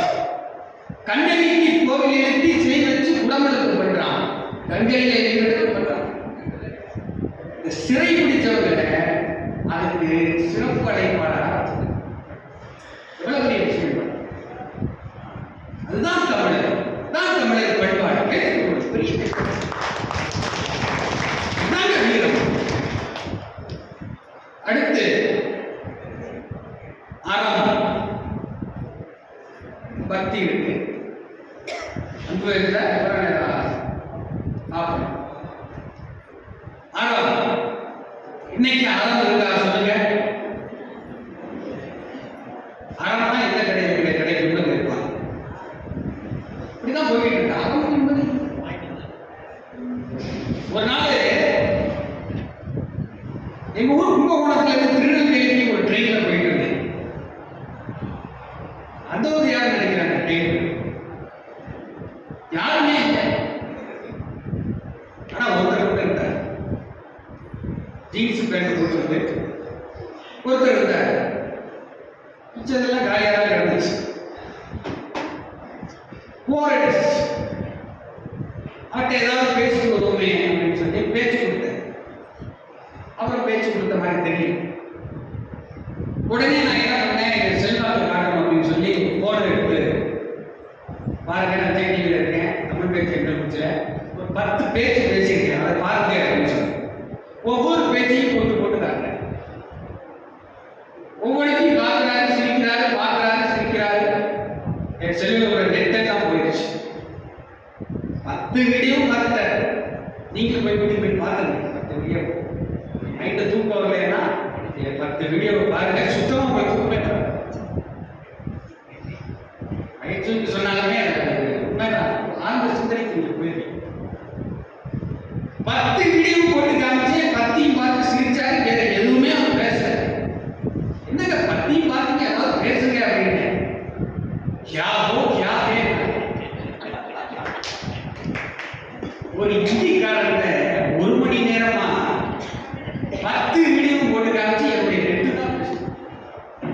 நான் கேட்டேன், இங்கிலீஷ் தெரியுமா? தெரியுங்களா? இங்கிலீஷ்ல ஏதாவது சொல்லுங்க அப்படின்னு. டான்ஸ் சூப்பர்னா இப்படி மைக்ல அப்படி வெளியில ஆடி பேசுறது தமிழ்நாட்டுடைய பாரம்பரிய நடனம் நினைச்சு. இது ஒரு சம்பவம் ட்ரெயின்ல. இப்ப 2 பெட்டி இணைக்கணும், அதுக்காக இன்னொரு ட்ரெயின்ல நடந்த ஒரு சம்பவம்.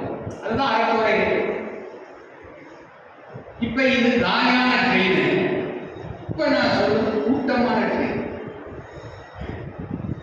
செல்லுலாம் போடுறாங்க இந்த மாதிரி ஜன்னல் ஒரு இருக்கை, சாரல் மலை, ஒரு கோடை சூடான தேடி, இந்த மாதிரி பயணம்லாம் எல்லாருக்கும் அமையாது.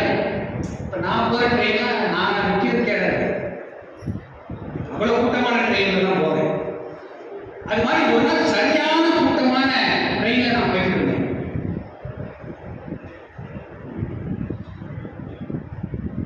8:40 வரையும் போக சொல்லியிருக்காங்க.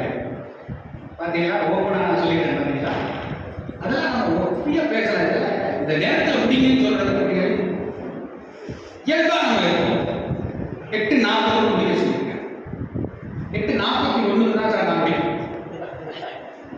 ஒரு நாள் கூட்டமான ட்ரெயின்ல நான் போயிட்டு இருந்தேன். சரியா நிற்கிறது கூட இருந்த கீழே உட்கார்ந்து போயிட்டு கடுமையான பயணம். இந்த கடுமையான பயணத்தை மேலும் கடுமையாக ஒருத்தர் வந்தார். இப்போ பார்த்தீங்களா, உங்களையெல்லாம் எவ்வளோ கடுமையாக்கிட்டு பேசி, அது மாதிரி கடுமையான பயணத்தை கடுமையாக அடுத்த ஸ்டேஷன்ல ஒருத்தர் ஏறினார். அவர் அப்துல் கலாம் கட்டையில் வாய்ப்புகளை தேடாதே உருவாக்கு. நான் அப்துல் கலாம் ஐயாட்ட அவர் இறப்பதற்கு ஒரு 3 மாதங்களுக்கு முன்பாக சந்திச்சு அவர் ஐயா பேசுவாங்க. நேரம் கிடைக்கிறவங்கெல்லாம் நம்மளை பதிவு செஞ்சு அவர் அப்துல் கலாம் கிட்ட இளைஞர் வாய்ப்புகளை தேடாதே உருவாக்கி சுத்தி முத்தி பார்த்தாரு. சுத்தமா இடம் இல்லை. என்ன பண்ணாரு, நான் உட்கார்ந்து பார்த்தீங்கன்னா அதுக்கு மேல இந்த கம்பியில ஒரு முடிச்சு அந்த கம்பியில ஒரு முடிச்சு போட்டார். என்ன முடிச்சு போட்டாரு அப்படின்னு கேட்கலாம். இந்த மாதிரி சாப்பிட்டு கொடுக்குறாங்க இல்லையா, அதுல கொஞ்சம் பெருசா போர்வ மாதிரி நான் உட்கார்ந்து இருக்கிறதுக்கு மேல அந்த கம்பியில ஒரு முடிச்சு இந்த கம்பியில ஒரு முடிச்சு போட்டார். எங்க படிச்சாலும் தெரியல. அவர் வீட்டுக்கு ஒரு முடிச்சு தான் போடுறாரு. நான் பார்த்தேன், விழுந்தா நம்ம மேலதான் விழுவார் அப்படின்னு சொல்லி விவரமா எந்திரிச்சு அந்த பக்கம் போயிட்டேன். நான் நினைச்சபடி நான் உட்கார்ந்து இருந்த இடத்துல பொத்து கீழே விட்டாரு. எனக்கு ரொம்ப சந்தோஷம். பரவாயில்ல, நம்ம ரொம்ப விவரமா இருக்குமே, முடிச்சு போயிட்டோமே. இந்த விழுந்தவர் என்ன பண்ணாரு, இதுதான் சாத்தியம் சொல்லி நான் உட்கார்ந்து பார்த்தீங்கன்னா அந்த இடத்துல சம்பளம் அப்ப பாருங்க. அதான் தெரிஞ்சு நான் விவரம் இல்லை. நாம் கொஞ்சம் கண்ணாசத்தாலோ கொஞ்சம் விட்டு கொடுத்தாலோ நம் இடத்தை இடிக்க ஒருத்தருந்து வரல, பின்னாடி 1 கோடி பேர் காத்திருக்கிறார். எக்காரணம் கொண்டும் நம்ம வாய்ப்புகளை யாருக்கும் மரம்ன்றது எப்படியுமே இல்லை. நான் உட்கார்ந்த இடம் அதுல தான் உட்கார்ந்து சுத்தமா அறம்ன்றது இல்லை. அறம் எந்த கிடையாது, கிடைக்கும். நான் திருக்குறளை படிச்சுட்டு வரேன். அதுல அறம் வள்ளுவர் என்ன சொல்லியிருக்காரு அப்படின்னு சர்ச் பண்ணதுல தேடுனதுல அழுக்காத அவாவைகளி இன்னா சொல் இவை நான் பொறாமை, ஆசை, சினம், கழுத்து. பொறாமை அதெல்லாம் தவிர்த்தாதான் அறம் வளரும். எங்க ஊர்ல ரொம்ப பொறாமை. கும்பகோணத்துல சேலத்துல பேசுறப்ப கும்பகோணத்துல பொறாமை இருப்பேன், கும்பகோணத்துல பேசுறப்ப ஈரோட்டுல பொறாமை இருப்பேன். இருந்தாலும் ரொம்ப பொறாமை. நாங்க எங்க வீட்டுக்கு பெயிண்ட் அடிச்சோம். மறாவது நாள் அவன் பெயிண்ட் அடிச்சிருக்கான். நாங்க பெயிண்ட் அடிச்சு 5 வருஷம் ஆயிடுச்சு. அவன் போன வருஷம் தான் பெயிண்ட் அடிச்சான், மறு வருஷமே அடிச்சிருக்கான். என்னன்னா நாங்க அடிச்சிட்டோம். அந்த பொறாமையெல்லாம் தவிர்க்கணும். அது செல்லுல வாட்ஸ்அப் ஸ்டேட்டஸ் போட முடியாது. ஒரு 200 பேர் பார்க்கறான்னு வச்சுக்கோங்களேன், மறுநாள் வந்து தலை வலிக்கிற மாதிரி இருக்கும், வலிக்காத மாதிரி இருக்கும், ஜுரம் வர மாதிரி இருக்கும், வராத மாதிரியே இருக்கும், கை கால் உடம்பெல்லாம் ஒரு முழுக்கும். என்ன தேவையே கண்டுபிடிக்க எல்லாம் அவர் கண்ணு தான். கண்ணப்ப நாயனார் வந்து கண்தானம் செஞ்சாரு. அதை இப்பெல்லாம் மாத்திட்டாங்க. அவரை கடைபிடிக்கிறாங்கிற பேர்ல எல்லாரும் கண்ணை வச்சுக்கிட்டு அது உண்மையா இருக்கும் போது. ஏன்னா அப்படிதான் நடக்குது. எல்லாம் நடக்குது. உங்களுக்கு எதாவது நடந்திருக்கா? ஒரு பர்த்டேக்கு ஒரு 600 ரூபாய்க்கு கேக் வெட்டி போட்டேன். மறுநாள் மெடிக்கல் பில்லு 1500 ரூபா இருந்துச்சு. அதான் உண்மையை நடக்குது. கண்டுபிடிக்கிறது. அதனால தான் இந்த கிறிஸ்டி சுட்டி போடுறதெல்லாம் வச்சிருக்காங்க நம்முடைய இது. அந்த பொறாமை வேண்டாம். அடுத்து ஆசை. ஆசை இல்லாத மனிதர்கள் இல்லை. அதனால அதை நியாயப்படுத்த நான் விரும்புகிறேன். எல்லோருக்குள்ளேயும் ஏதோ ஒரு ஆசை இருக்கு. அதில் போய் நான் அத்தனைக்கும் ஆசைப்படணும் ஒரு பேச்சு பேசியிருக்கேன். அதையும் நீங்க போய் பாருங்க. ஆசை இல்லாத மனிதர்கள் இல்லை. அதனால அதுக்குள்ள நான் ரொம்ப போக விரும்பல. ஆசைகளே இல்லைன்னு புத்தர் சொன்னார். ஆனா இன்னைக்கு போய் பாருங்களேன், பெரிய பெரிய வீடுகள்ல அலுவலகங்கள்ல புத்தர் சிலை தான் வாங்கி அழகு வச்சிருக்கேன். நல்லா மேல மீண்டும் பார்த்து கண்ணீர் பண்ணிப்பாரு. ஆசையே வாங்கி வச்சிருக்கேன். அதனால அதுக்குள்ள நான் போக விரும்பல. சீனம், கோபம் இதெல்லாம் வேண்டாம். எலி படத்துல ஒரு பாட்டு, எலி படம் நீங்க பார்த்துருக்கீங்கன்னு தெரியல, வடிவேல் நடிச்சிருப்பாங்க. நான் இந்த மாதிரி ஆக்ஷன் படம்லாம் ரொம்ப பார்க்க மாட்டேன். இருட்டுக்குள்ளே இருக்காங்க இதெல்லாம் பார்ப்பேன். இந்த காமெடி படங்கள்ல சில யதார்த்தமா சில விஷயங்கள் சொல்லிட்டு போயிடும். அது பார்க்கறதுக்கு ஒரு காமெடி படம் மாதிரி தான் இருக்கும். ஆனா அது நீங்க ஆழ்ந்து கவனிச்சா சில விஷயங்களை உணர்த்தும். அந்த எலி படத்துல ஜெயிலுக்குள்ள வடிவேலு ஒரு பாட்டு போடுறாங்க. 5 நிமிஷ ஆத்திரம், 6 நிமிஷ ஆத்திரம், ஆயுள் கைதியாக்கி உன்னை அழுது புலவ வச்சிரும். உத்தியோகம் பார்க்கணும்னு கனவு கண்டவே வேலூர் ஜெயிலுக்குள்ள குடிய தோண்டுறான். பட்டாள மாப்பிள்ளைன்னு திரிய நினைச்சவே பாளையம் கோட்டையில பாத உடைக்கிறான். ஆனான ஆலையெல்லாம் பாடுறது கிடையாது. ஆனான ஆலையெல்லாம் போன இடம் தெரியல. ஆடாத கோபத்துல பொறுமை வேணும் நெஞ்சில. எண்ணி பாரு தம்பி நீ என்ன மாட்ட தம்பி, எண்ணி பாரு தம்பி நீ என்ன மாட்ட தம்பி. இது எனக்கு ரொம்ப பிடிச்ச பாட்டு.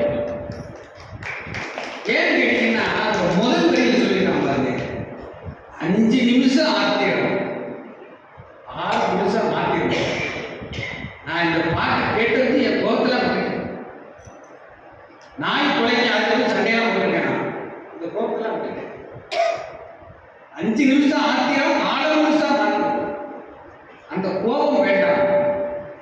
அப்புறம் பாருங்க கடிந்து சொல்லும். இனிமையா பேசும், நல்லா பேசும், வாழ்த்து. நான் மேடையில சில பேர் உங்களுக்கு ஒரு மனிதர் இல்லை இருப்பாங்க. அதெல்லாம் நான் சொல்லவே மாட்டேன். ஏன்னா மேடையில இல்லைங்கிற வார்த்தையெல்லாம் பயன்படுத்தக்கூடாது. இருக்குன்னு சொல்லணும், இல்லைன்னு சொல்லக்கூடாது. இன்சொல்களை பேசணும், வாழ்த்தணும், நல்ல வார்த்தைகள் பேசணும், நல்ல வார்த்தைகள் கேட்கணும். இந்த நாளை தவிர்த்தாதான் அறம் வரும். பாருங்க, அறம்னா என்னன்னு சொல்லல, அது எப்படி நம்ம அடையணும்னு சொல்லியிருக்க. வள்ளுவர் அதான் இருக்கிறார். வள்ளுவர் அறிவுரை மட்டும் சொல்லவில்லை, தீர்வையும் சொல்லியிருக்க. மிகப்பெரிய ஒரு கஜன். அதுல இன்னொன்று, மனத்திற்கண் மாசியனால் மனசு தூய்மைதான். எவ்வளவு சிம்பிளா சொல்லியிருக்க. மனசு தூய்மையா இருக்கணும், அப்பதான் அறம். இப்ப இறுதியா என்னைய 8:40 அதனால இறுதியா முக்தி அடையும் பேரு ஒரு பக்தி.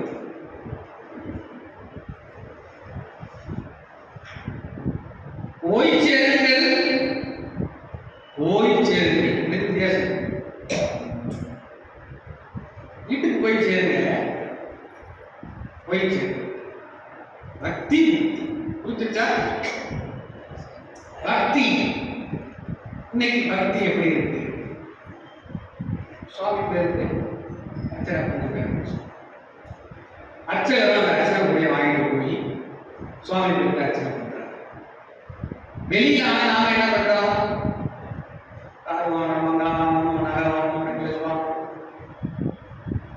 கடவுள் என்ன நினைப்பார்கள்?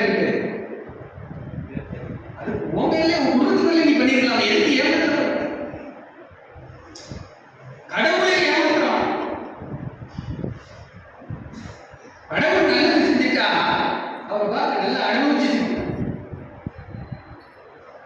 கடவுளுக்கு தான் செய்யறோம்னா சுயநலம், பொதுநலம். சில பேர் ஒரு இன்பம் நடந்துச்சுன்னா உன்னை போல் ஒரு தெய்வம் இல்லைப்பா, துன்பம் இருந்துச்சுன்னா நீ எல்லாம் ஒரு தெய்வமான கேள்வி மாறியாத்தா அவருக்கு கண்ணில்லையா. அது பெண்கள்ல ரொம்ப கடவுளுக்கு சந்தேகப்படும், நீதி கேட்பாங்க. எது பக்தி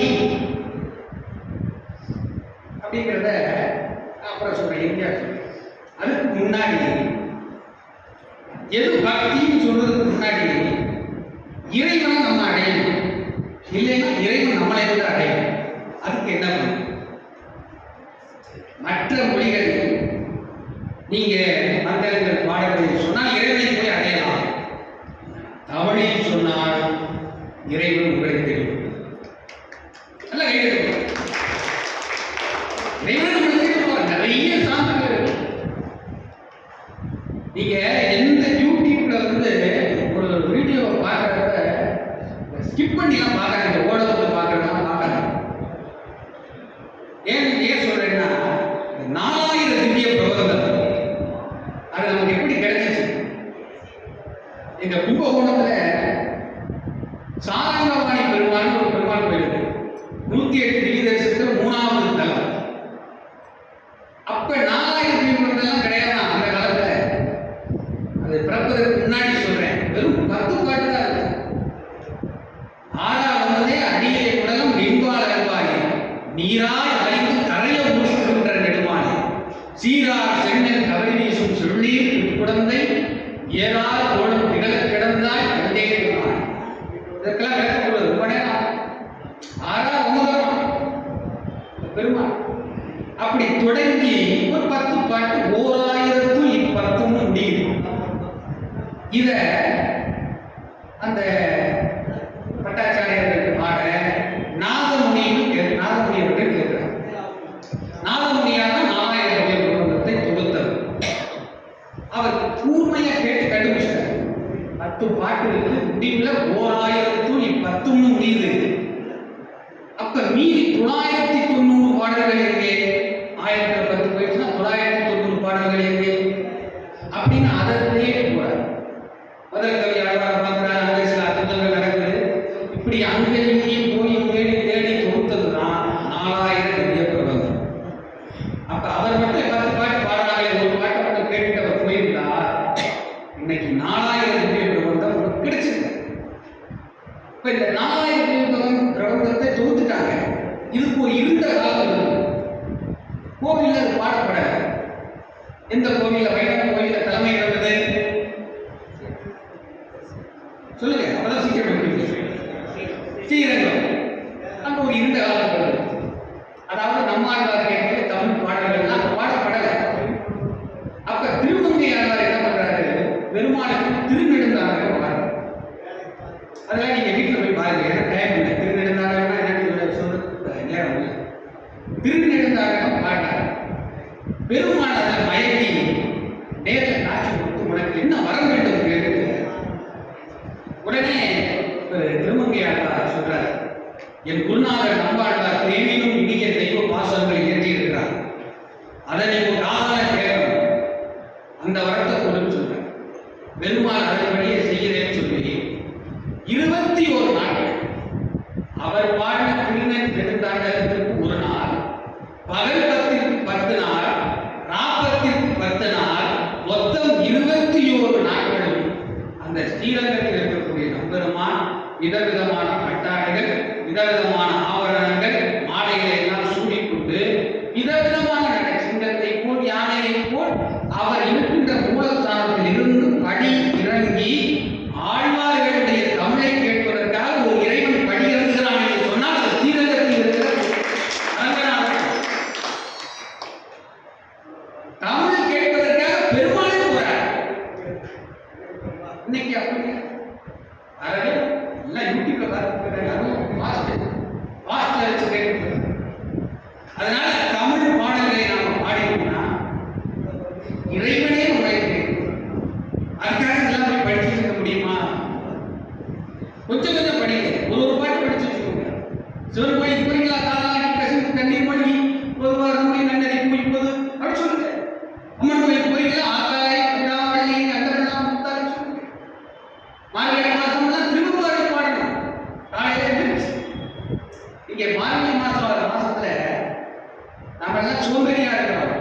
தெரிஞ்சுக்கிட்டு தான் காலையில் எந்திரிக்கணும்னு எல்லாம் வகுத்து வச்சிருக்காங்க.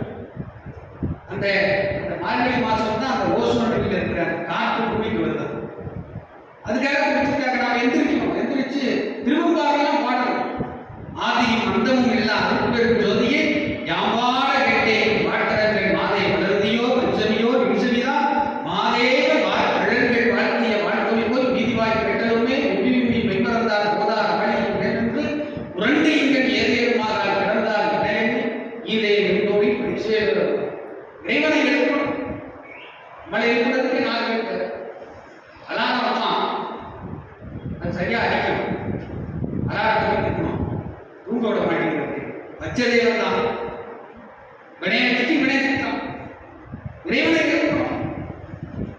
இறைவனை எழுப்பிய ஆண்டா என்கிற ஒரு பெண்மணி, மனித பெண்மணி தான் பெரும் மாலை சுட்டி பெருமாளை அடைந்தார். பெரிய விஷயம். அது என்ன கேட்டீங்க? முடிப்பா எப்ப முடிப்பானா நீங்க பாருங்க. பெரும் மாலை சுட்டி பெருமாளை அடைந்தார். ஆர்களை திங்கள் பதிகறிந்தவன் நீராட போவீர் பொதுகுணம் நேரடி சொல்லணும். இதுதான் பக்தி. உள்ளுக்குள் இருக்கிற அந்த உணர்வு தான் பக்தி. அதுதான் முதல்ல நான் சொன்னேன். எது பக்தின்னு சொல்ல வரதுக்கு முன்னாடி இந்த மாதிரி இறைவனை அடையக்கூடிய வழிகளை சொல்லிட்டாலே உள்ளுக்குள்ள அந்த பக்தி பிறக்கும். அருணகிரிநாத பெருமான் செஞ்சாத தவறுதான் இவ்வளவு தவறு செஞ்சார். வாழ்க்கையை முடிச்சுக்கிறேன் போய் திருவண்ணாமலை கோபுரத்திலிருந்து குதிச்சார். முருகன் காட்சி கொடுத்தார். முத்துனே எழுதினார். முத்தை தருவத்தை திருநகை பாடினார். அதுல அவரு பாடிய முதல் பாட்டு முத்தை தருவத்தை திருநகை. அதுல முதலில் அந்த ஞானம் பிறந்த பிறகு 6 படை வீட்டி முதலில் போற்றிய ஒரு தலம் தெரியுமா? முதல் பாட்டு பாடுறாரு. அது ஒரு 4வது வரியிலேயே முக்கட்பிறவருக்கு முற்பட்டது கற்பித்தது. அதாவது சூரனை பதவி செய்த திருச்செந்தூரை அல்ல,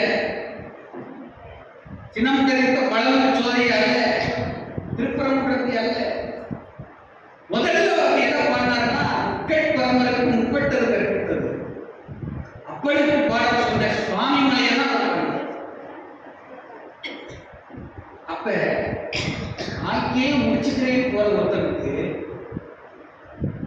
அப்படிக்கே பாட சொன்ன ஒரு சிறுவன் செய்த அந்த ஞானம், அதை பாடுறதுக்கு ஒரு ஞானம் வந்திருக்குன்னா, ஏன்னா ஒரு பெண்ணு சொன்னாலே வள்ளியை வந்தது அதை தாண்டி முதல்ல சொல்றது வந்து சூரனை வதம் செய்தது தான் அவர் சொல்லுவோம். ஆனா இவர் அதையெல்லாம் விட்டுட்டு ஞான உபதேசம் செய்த சொல்ற அளவுக்கு ஒரு ஞானம் வந்துச்சுன்னா எப்படி? அப்பாவுக்கு ஒரு உபதேசம் செஞ்சார், அது மாதிரி முருகன் அதுக்கு அடுத்தாப்புல யாருக்கு உபதேசம் செஞ்சார்னா அந்த நன்றிக்காகத்தான் முதலில் அவர் அதை போட்டியிருக்கிறார் அப்படின்னு. அப்ப இதுதான் நம்முடைய முன்னோர்கள் எப்படியெல்லாம் பக்தியில் உள்ளுணர்வோடு இருந்திருக்கிறார்கள். அதையெல்லாம் படித்தாலே ஆட்டோமேட்டிக்காகவே, இயல்பாகவே, தானாகவே நமக்கு பக்தி. இறுதியா ஒரு கதையோடு நான் நிறைவேற்றலாமா? நேரம் தவிர நதிகளா 8:40 முடிக்கிறேன்னு சொன்னேன். தமிழ் அப்படியேதான் பேசிட்டே இருக்கு. ஒரே ஒரு சின்ன கதையோடு நான் நிறைவு செஞ்சது. பொண்ணுகளை ஆண்டு கூட கொஞ்சம் கூட 5 வருஷம் கழிச்சு கூட கூப்பிடுறேன்.